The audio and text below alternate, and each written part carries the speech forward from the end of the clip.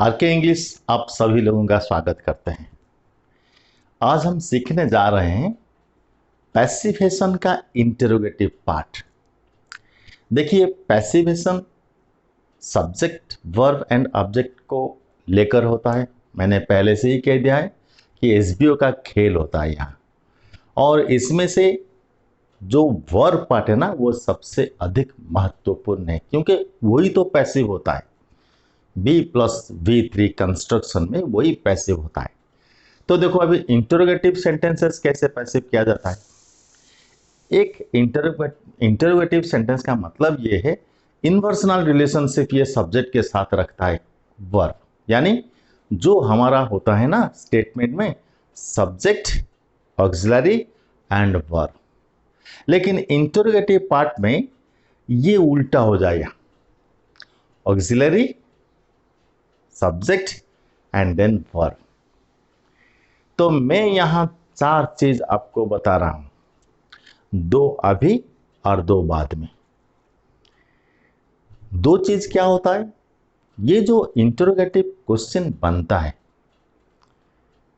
एक तो है डबल एच वर्ड के माध्यम से और दूसरा है ऑक्सिलरीज के माध्यम से। तो पहले मैं डबल एच वर्ड के माध्यम से बता रहा हूं। देखिए, ये दोनों स्ट्रक्चर मैंने दिया है। हु बिल्कुल अलग का है, अलग सा है।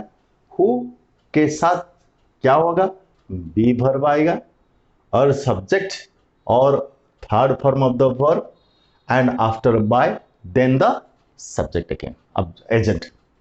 तो देखो, ये वाला एक और दूसरा वाला what, how, when, why, double H word रहेगा, इसके बाद B+V3 आएगा और उसके बाद अदर वर्ड्स आ जाएगा। देखो, हु ब्रोक द ग्लास, इसमें हमको एसबीए कंसेप्ट चाहिए ना। देखो, हु ये एक इंटरोगेटिव प्रोनाउन है, ये सब्जेक्ट हुआ, ये वर्ब पास्ट में रहा और ये ऑब्जेक्ट हुआ। देखो, हम हुआ गया ना, तो ये जो ब्रोक है ये past form of the verb break, और ये जब बी वर्ब आएगा तो क्या होगा, वाज ब्रोकन। लेकिन हमने बोला ना इन्वर्सनल सेंटेंस है, तो इन्वर्सनल सेंटेंस में ही इनका उत्तर होगा। तो बी फॉर्म, इसके बाद सब्जेक्ट द ग्लास ब्रोकन, इसके बाद बाय, बाय आएगा यहां, क्योंकि यहां सब्जेक्ट एंड ऑब्जेक्ट एक ही है। दूसरा वाला देखो, what do you call this place, what do you call this place. देखो, अब वर्ब इंटरोगेटिव एंड ये डबल एच वर्ड, ये रहा सब्जेक्ट और ये प्रेजेंट में रहा, इंटरोगेटिव है, इन्वर्सनल है, और ये रहा ऑब्जेक्ट। दो ऑब्जेक्ट तो सब्जेक्ट बन जाएगा। व्हाट इज डू कॉल, तो इसमें क्या है, देखो कॉल, इसको जब हम देखते हैं तो इनका जो ऑक्सिलरी है ये कहां पर है, हम देखना पड़ेगा। तो डू हुआ ना प्रेजेंट में, तो बी का इज एम आर फॉर्म, यहां क्या होगा, द प्लेस सिंगुलर, यानी यहां इज आएगा। What is this place called, B3। Okay, clear class. Next आइए, व्हेन डज he close the shop, when does he close the shop। तो when does he close क्या होगा, प्रेजेंट में रहा, तो is सब्जेक्ट रहा, is closed, B+V3 हो गया ना। देखो कितना इजी होता है, हम अंडरलाइन करके अगर सीख जाए एक बार, जबकि हम प्रैक्टिस करते हैं, हमको अंडरलाइन करके सीखना पड़ता है, बहुत इजी हो जाता है। नेक्स्ट हुआ, why didn't they appoint her, why didn't they appoint her, did appoint, did not appoint, ये क्या हुआ, पास्ट नेगेटिव हुआ, क्या हो जाएगा, वाई तो आ जाएगा, वाज नॉट अपॉइंटेड, और बीच में आ जाएगा सी, तो why was not C appointed, right. Next चलो, how did you do this, how did you do, it is past form of the do is in the past form. How do you know it? Now whenever you see the auxiliary, it is in the past. Past में auxiliary अगर रहता है तो verb past समझा जाता है. तो देखो how was, then subject, this object subject हो गया. How was this done, do did done. Okay, ये रहा WH वर्ड का पैसिवेशन. अब हम जाएंगे ऑक्सिलरीज का, यानी जो बी डू हैव. ऑक्सिलरीज हमारे दो तरह के होता है, be do have and modals. Will, shall, can, may, would, should, could, might, used to, ought to, must, dare, need. ये 13 मोडल्स है. और ये वाला कैसे होगा हम इसके बाद हम पढ़ने जा रहे हैं. तो अभी हम ऑक्सिलरीज जो मैंने बताया है, जो we do have and with the models, how they are transform to passivized form. You see, first of all we should start from auxiliaries, right? So did the idea interest you? You see, did the idea interest you? तो देखो ये रहा subject, ये रहा past में V2 रहा, और ये रहा ऑब्जेक्ट, राइट? ये अभी सब्जेक्ट में आ जाएगा. तो ये पास्ट रहा, तो पास्ट रहा तो क्या होगा?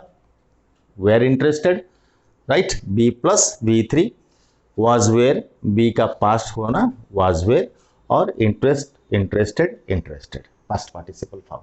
सो वेयर इंटरेस्टेड, बीच में क्या रहेगा? इन्वर्सनल फॉर्म, तो बीच में सब्जेक्ट आ जाएगा. Were you interested. Now you see, normally by agent is used with the beings. देखो जिनका प्राण है वहां हम बाय यूज करते हैं normally. Exceptional case is different, but normally you see the snake bit the child was bitten by snake.